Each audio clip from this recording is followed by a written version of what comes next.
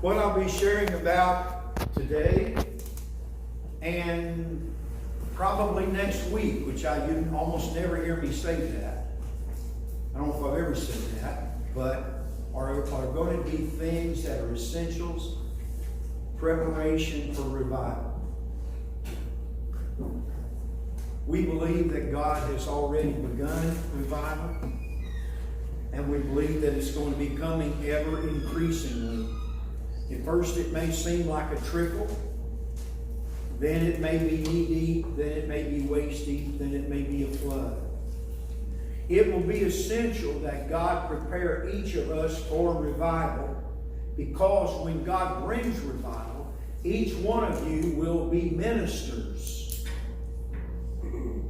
You're going to have people that you don't know in front of you, behind you. Some of them are going to be strugglers. Some of them may have never been in church before. Some of them may have been in church but haven't been in a long time. And they're going to look at you as the old timer. Even if you are lame, the people who are coming your age are going to be looking to you to understand what's this supposed to be like. What God will do is He will conform them to Him whom they cannot see, but He's also going to be conforming them to us, which they can see. Now that's a little scary, isn't it?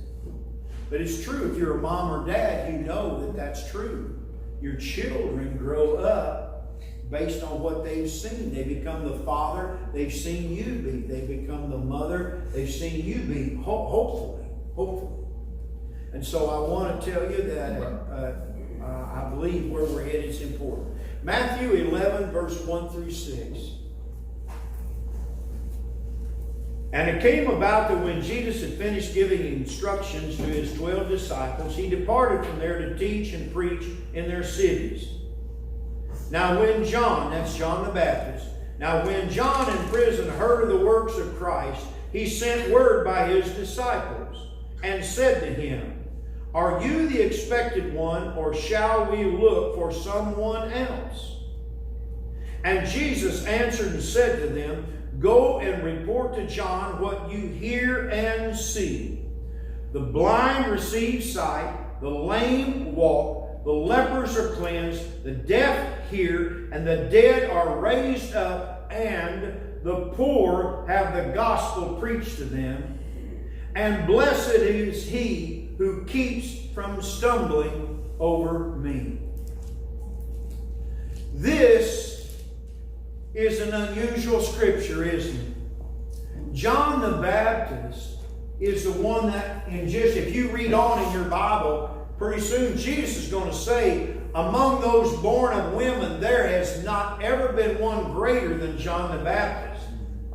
According to Jesus, John the Baptist was greater than Elijah, Elisha, Moses, you name anybody. That's really saying something.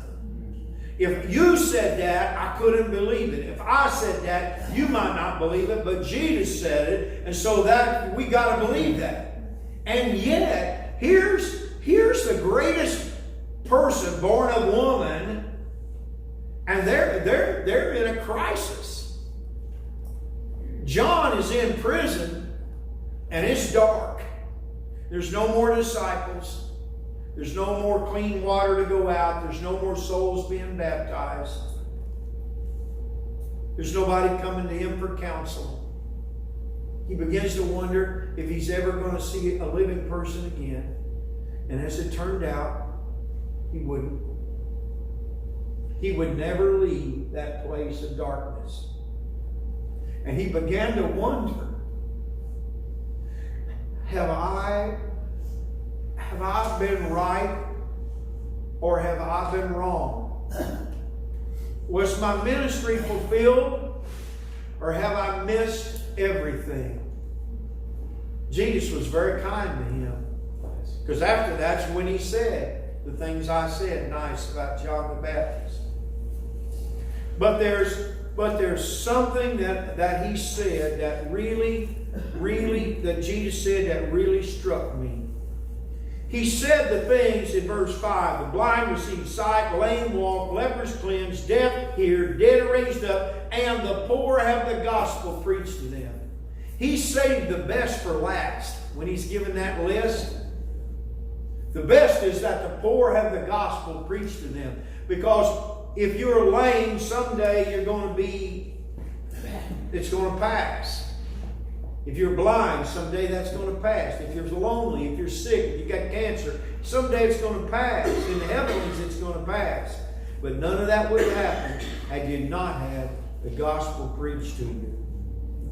Here's what he said. Here's what really made me, here's what sent me on this path that I'm headed to. I was reading this in another version. Now, I've told you and that I use the New American Standard, and I do it because to the best of my knowledge, there's no translation more perfect in the original language. That's why I use it, because I don't understand Greek. I don't understand Hebrew. So I need a version that I can trust every word. I don't know another translation that I have that confidence in. But there are times, just for freshness, I will go. I've got apps on my phone, and maybe you do too. Pastor Wayne was talking about this last Wednesday night. For freshness, sometimes I'll go read it in a different translation. And it happened that I was reading in the ESV version. And I had to Google it to see what is ESV. I just knew ESV, but I didn't know it's English Standard Version. You knew that. And it said one word in that was different, and I mean the light bulb started coming on because of that one word. So if you've read something and it's familiar to you, and you find yourself going, yeah, whatever, pull up another translation. If you've got a smartphone, you've got the wisdom of the ages.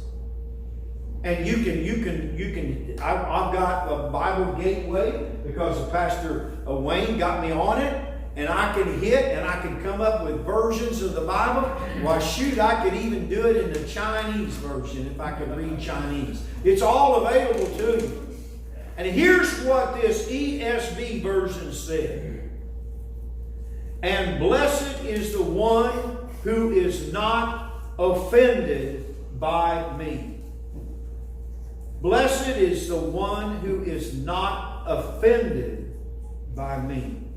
It's also in the New American Standard. It's in the New American Standard. Yes, I've got, it is. My Bible, there are either newer versions of the New American Standard. So the one I'm reading says it the way I read it. And blessed is he who keeps from stumbling over me. This version said, and blessed is the one who is not offended by me. Before you change your theology, when you do something like this, check on 3 or 4 other versions. If one of them's out there wacko and it doesn't fit with maybe 4 or 5 other versions, then don't change your whole life based on that one word. But oftentimes what will happen is that one word will show another side of the concept. I think of it as a diamond. You know, when you have a diamond, I've never had. My diamonds are so tiny that one fell out, and it was a long time before I even noticed it. Because it was a chip of a chip, I think. We didn't have much money when I got married.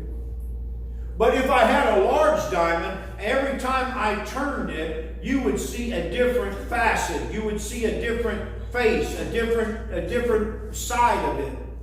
And so when you look at different words, you begin to see a different side of that same original word in the Greek or in the Hebrew. And sometimes the light can really come on. In my case, it was offended. What happens when you're offended? I'm not going to ask if you've ever been offended, because I know you have. If you're human, you've been offended. What happens to you internally when you're offended? Let me ask you something. What could offend you? Oh, I see your hair. Did you get caught in a windstorm? Oh my goodness, you've been putting on weight, haven't you? Kathy's aunt said to her, well, honey, you look good with all that weight on you.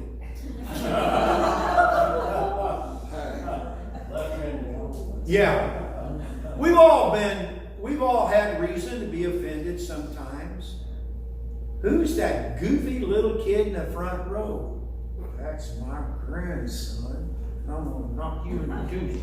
We all know, we've all had some kind of offense. What happens in your heart? What happens in your body? What happens in your emotions when you're offended? You get angry.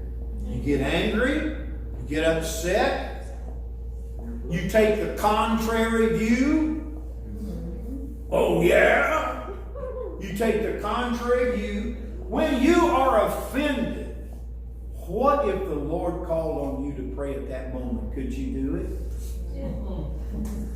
I could come up with a God is great, God is good, everything for this food. I could do that. Our Father which art in heaven, I could do that. But from the heart, while I'm offended, I have disconnected myself. When you're offended in the kingdom of God, what happens is you disconnect yourself from whatever it was that God was in that offended you. You know, that was a big deal because people were forever offended with Jesus, weren't they? They were forever offended with it. Now, when you are offended, you cut those ties. One of the preachers that God used in revival, and in fact, he may have been, looking back, the primary person in one of the revivals. He went through Bible school and got his degree. Some people called him, and he came all the way to California. They asked him to preach. His ministry lasted there 7 days, and the people voted him out and kicked him out on the road. One of the pastors in Los Angeles, who was greatly used of God, went all the way to Wales to meet Evan Roberts, came back, having met Evan Roberts with revival fire in his soul. He began to hold revival meetings, and they went 14 weeks every night. And at the end of 14 weeks, the people voted him out. Can you imagine being with Evan Roberts, coming back with revival, real revival in your soul, and you're pouring yourself out, and God's working and moving, and all of a sudden there's a little bit of offense going through the crowd. When you're offended, you're poison. Did you know that? You're cancerous. When you're offended, if you hold on to that offense, you're poisonous. That's true. You're worse than the swine flu. You're worse than a double dose of HIV. You are toxic when you're offended. That's why if I ever find myself offended, and I have been offended, I realize this is serious. I got to stop right here and I got to get this stuff out of my heart. I cannot go with God and have offense. It is a poison, and it'll seep out and it'll get on other people. Even if I didn't know it was happening. Unforgiveness is an offense that you're not willing to make right. You're toxic. If you've got anything that you haven't forgiven anybody else, I'm not saying this to be harsh. I'm saying it because I love you. You're toxic. You've got to forgive. Now, when you forgive, it doesn't mean that you're saying they were right and I was wrong. It doesn't mean that at all. I've learned a secret to apologize even when I was right. And here's how I do it. If I ever do it with you, forget that I'm doing it with you. What I'll say is, I am so sorry that what I've said or done has made you feel the way you're feeling right now. I didn't say I was wrong. Now, it's not that I can't be wrong, because I can be wrong. But I found that sometimes when the people are most offended with me, it's because I'm doing something that God's got in my heart. And they are offended by it. When that happens, it's not me they're offended by. Sure. They're offended by the one who I'm obeying. Yeah. Now, that doesn't mean that I never make mistakes. That doesn't mean I never say wrong thing. It doesn't mean that. But when you are offended, you are toxic, and you need to take care of it. It must be taken care of.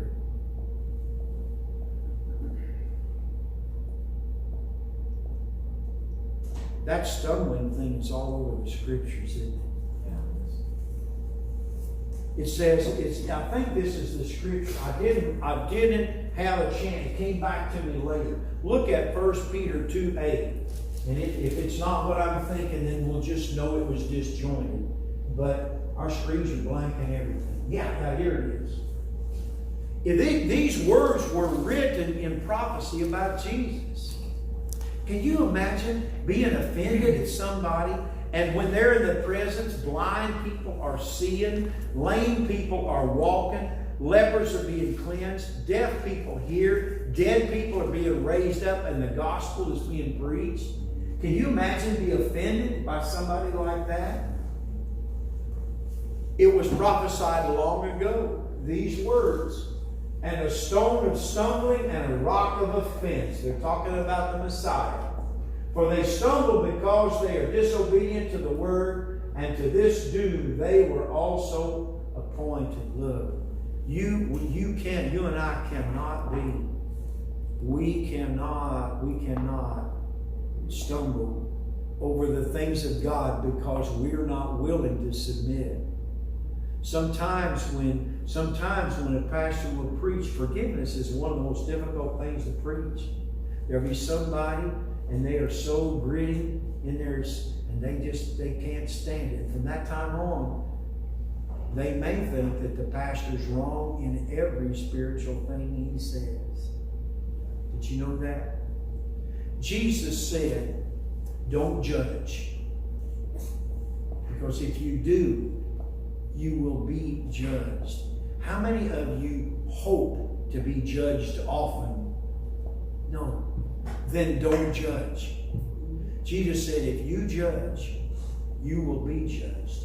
And by the standard of measure that you've used on others, that's going to be the standard of measure that God's going to use against you. That's frightening. I don't want to judge because I don't want to be judged. There are things. How do we get offended? What kind of things can offend us? What's another word to say offended? I'm offended. I got my feelings hurt. That rubbed me the wrong way. How else can I say it? Gets under my skin. It gets under my skin. We need spiritual truths that we know are true. Things that will bring us back from offense. Have you ever known anyone offended by God?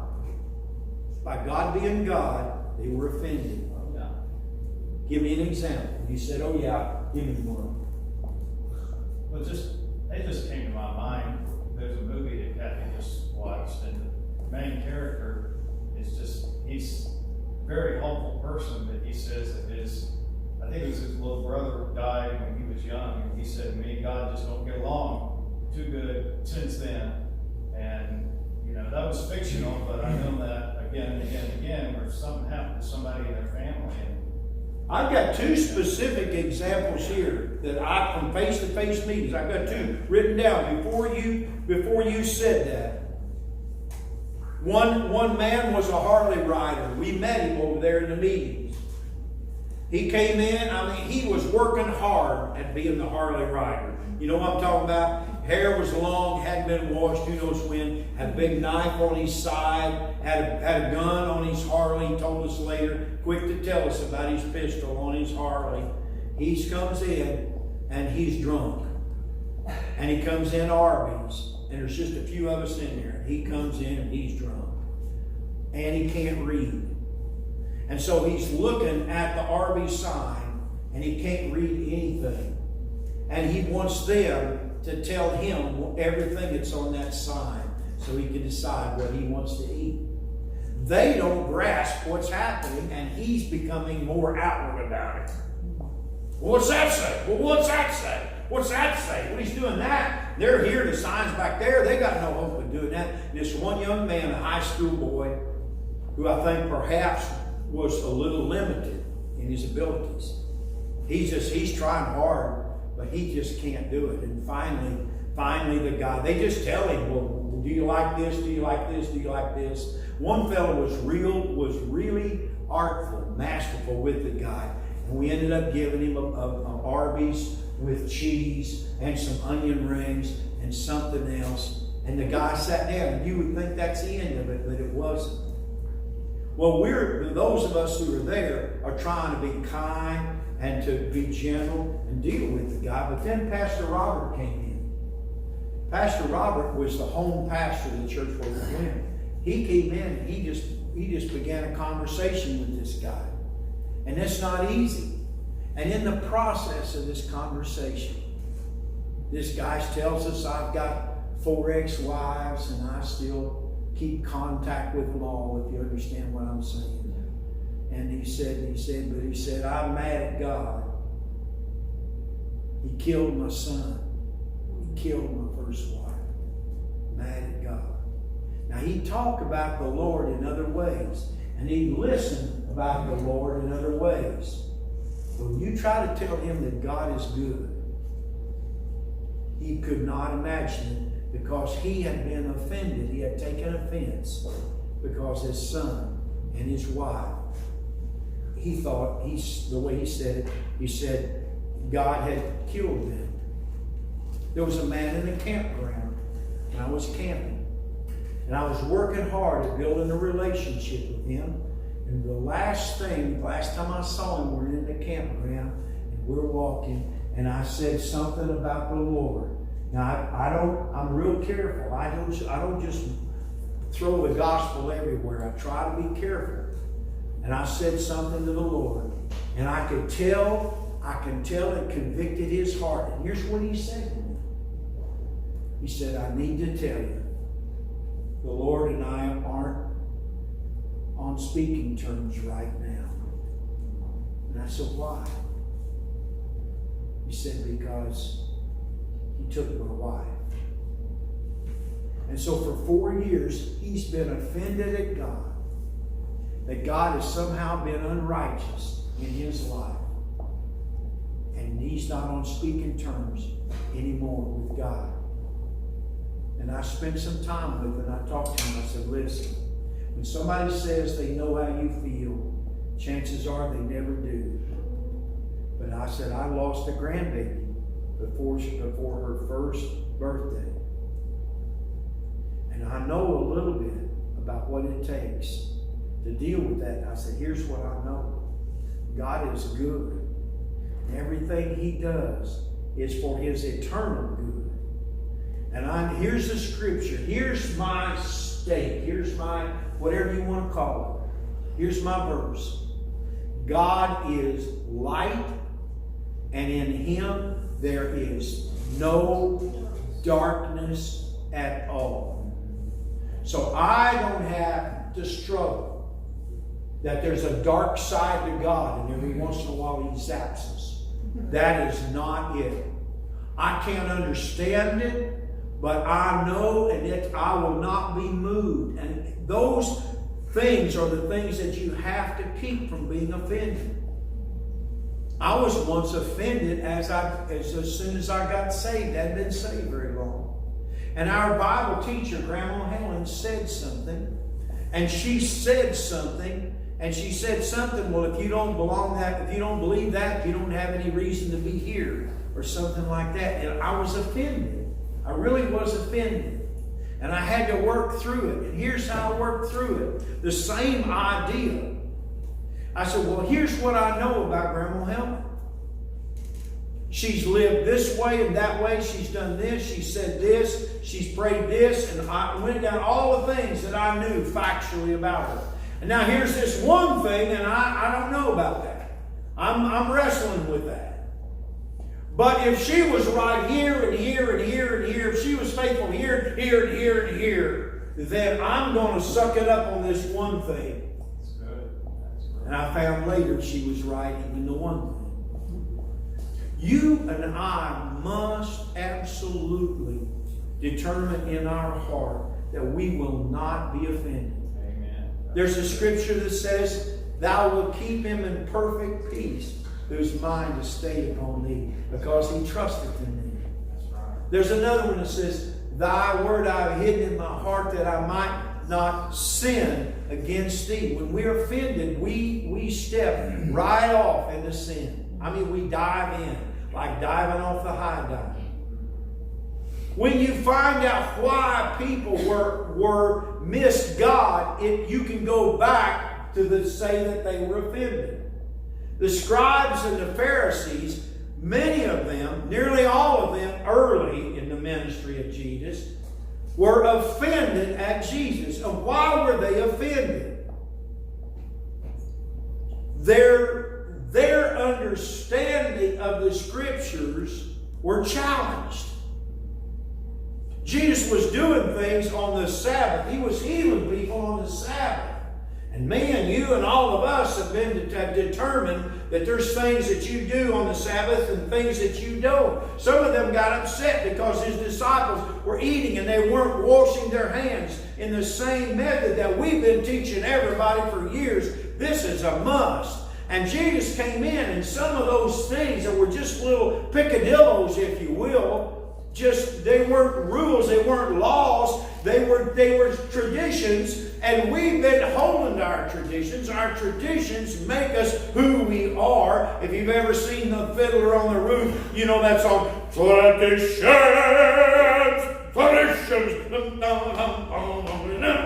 The traditions is what hold us together. And so when you come and you're shaking my traditions, man, you're walking on the fighting side of me, as Merle Haggard once said. And so they were offended. After they're offended, everything they're hearing backwards.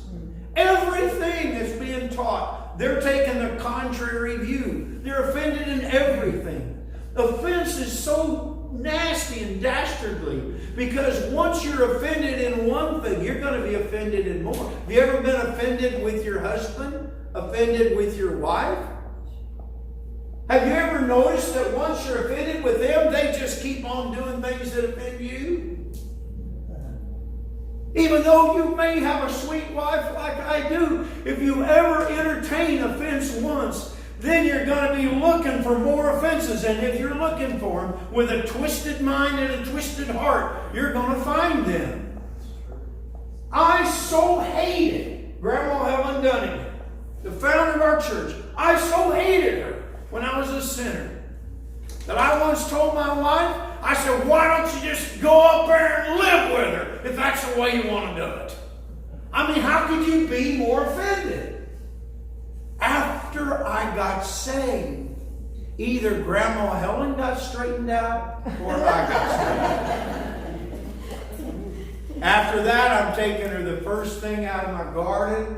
When the first snowflake hits, the kids and I are looking for shovels. We would shovel her walk. I mean, after that, there wasn't anything that I wouldn't do for Grandma Helen. Grandma Helen, as far as I'm concerned, can tell, never changed. The one that I hated with a bloody hatred because she was stealing my wife. She was taking my wife. The wife that I party with, the wife that I do this and that with, I don't have her anymore. She's pulling out as she's leaving that sin behind.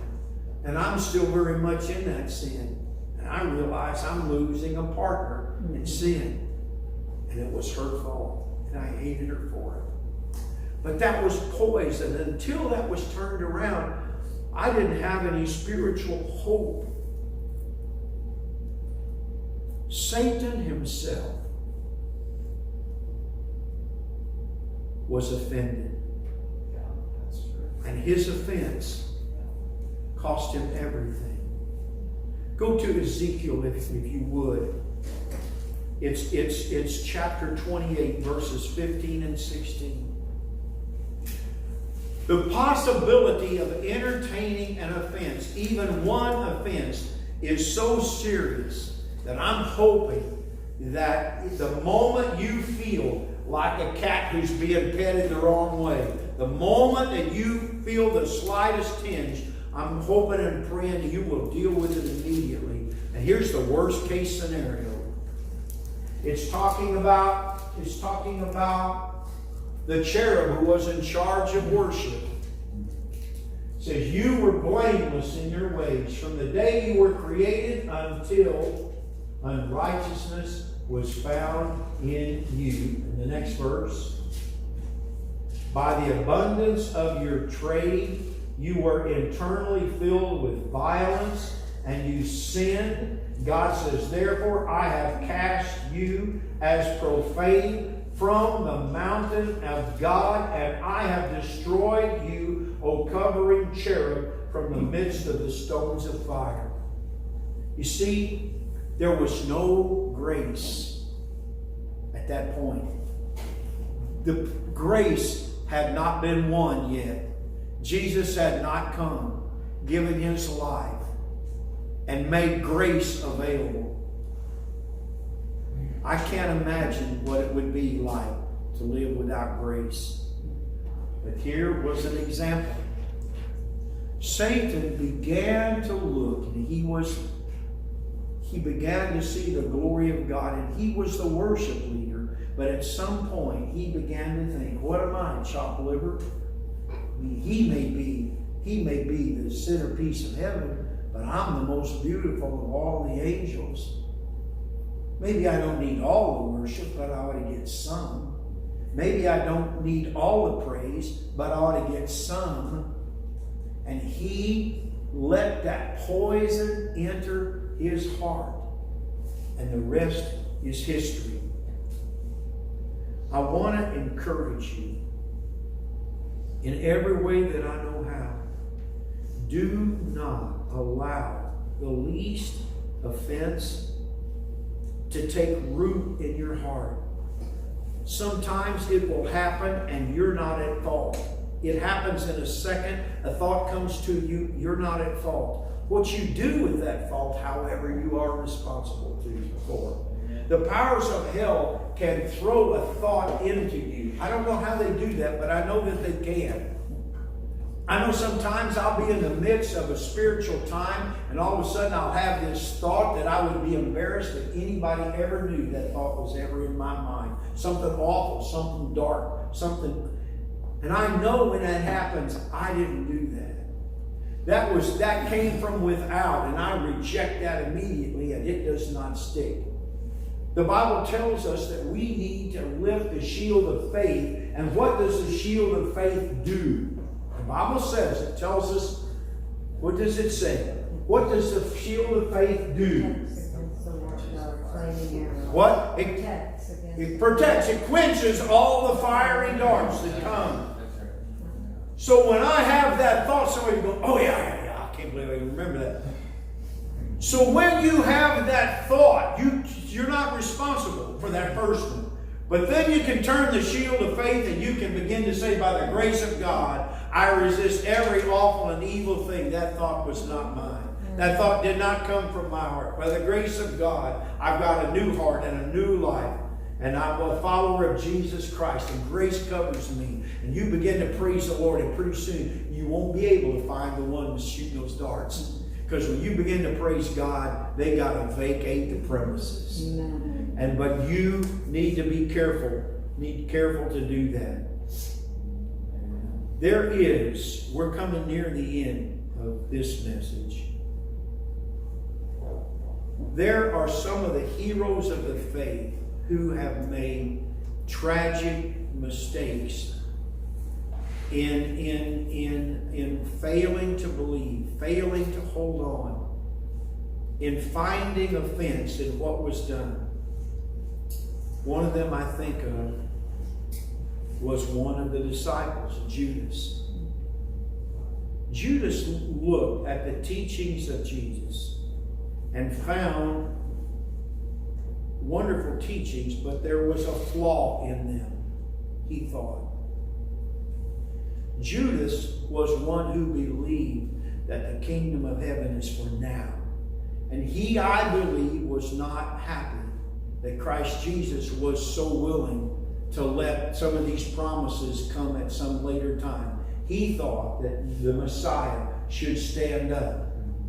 I believe, and I'm saying I believe, I could be wrong. I believe, I'm giving him the benefit of the doubt. I believe that when he concocted that plan in his mind to turn Jesus over, he was not thinking Jesus was going to be crucified. I believe he thought that if he could force Jesus' hand, he would have to come in power in Revelation. Now you say, why do I say that? Because when he realized, having received those 30 pieces of silver, when he realized that this was going to end in the death of Jesus, he repented, didn't he? Yeah. What did he do with those 30 pieces of silver? Do you remember? Took it out. He didn't just take them back. He opened the door and he threw them. And the money went everywhere. It was an offering. It was an unholy offering. And they said, we can't receive this because this is blood money. That's what the people in the church said. So they bought a field. They called it Hakeldama, I think. It was a field of blood because of that. And because he could not believe that grace was going to be offered in the way that Jesus was trying to tell him, he hung himself. But there was another one, another disciple, who was in the wrong a number of times. One time he's so right, and the next time, in the next breath, the Lord is saying to him, get behind me, Satan. You know who I'm talking about, don't you? There's one time when he, along with the other disciples, said, we'll go back with you, and if need be, die, we'll die with you. And Jesus turned to him. I suppose in front of the others, we don't know who overheard this, but he turned to him and said, Peter, Peter, before a rooster crows, you will have denied me 3 times. I can't imagine how it felt to think that you're the leader and you're the guys are following you and you're going, yeah, if death has to be, we'll be there with you. Amen. That's right. That's right. Then have Jesus say, son, you're all talk. Before the rooster crows, you're going to turn on me 3 times and deny me. And then imagine how deep the hurt would have gone in Peter when it turned out to be true, and it was that way. Peter had not, this is my opinion. I don't usually have so much opinion in the message, but this is my opinion. And when I have an opinion, I'm going to tell you it's my opinion. I believe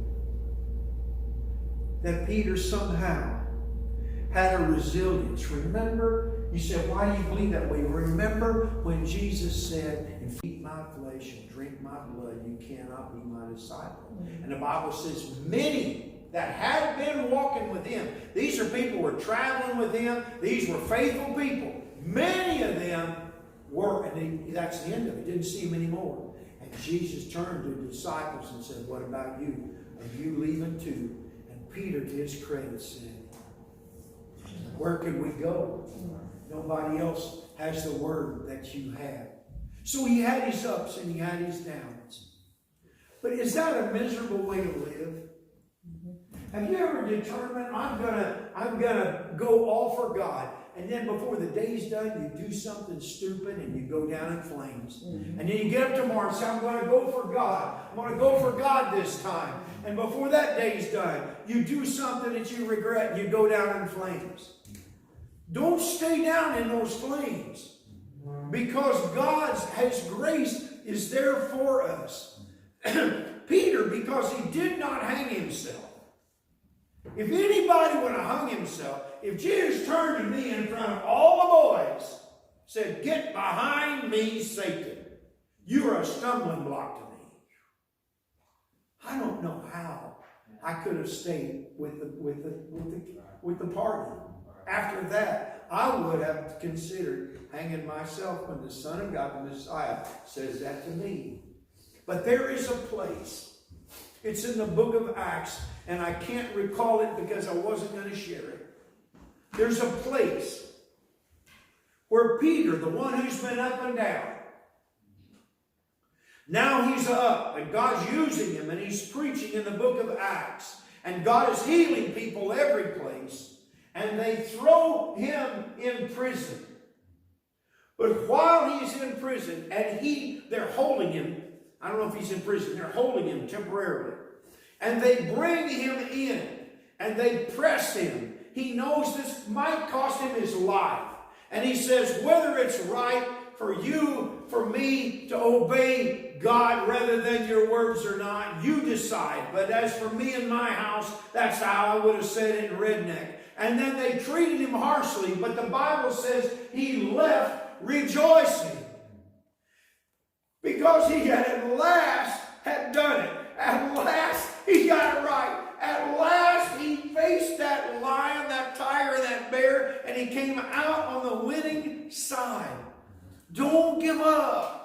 Grace will abound, and there's going to be another chance. Get back up on the horse. If you had offense in your life, let it be has been. Get it right and get on.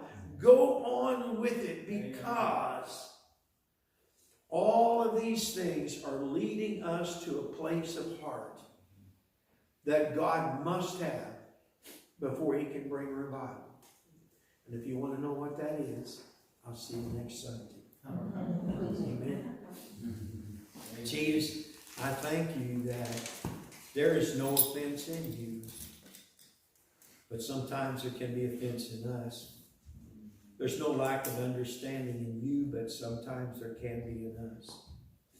Give us the stability, Lord, that if we know in our heart that you are calling us to anything, then give us the heart, give us the grit, give us the faith, give us the tenacity to hang through what we may not know, we may not understand, we may not be able to do. Help us, Lord, to hold on to our faith. Help us never to tarry, never to vary from the things that we know that are true. I pray that in the heart of every one of us, you will give us the heart of a lion, a faithful warrior. Give us whatever was in the heart of the mightiest of the mighty men that David had.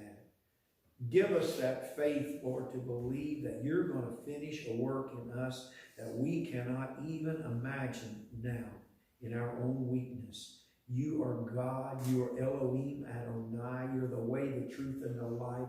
And you are the author and the finisher of everything in our lives. And we thank you, Lord, for the chance to hold on and serve you with all of our heart, mind, soul, and strength. Help us to have a stability in the days to come that goes all the way down and embeds in the rock. We pray, Lord, that by your grace we won't be blown one way or the other, but that we'll stand facing the wind if necessary for you, stable and solid.